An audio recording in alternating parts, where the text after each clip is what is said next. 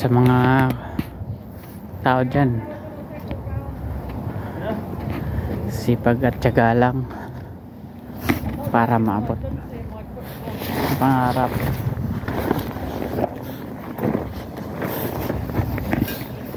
Kahit isang grade 4 lang natapos, nakapunta dito sa New Zealand, nadala na yung pamilya ko, asawa at anak ko, andito na.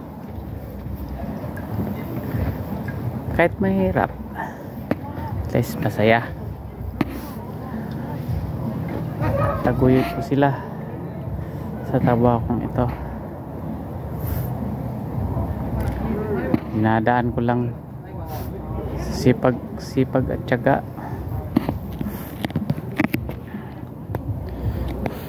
para maabot lang ang pangarap ko.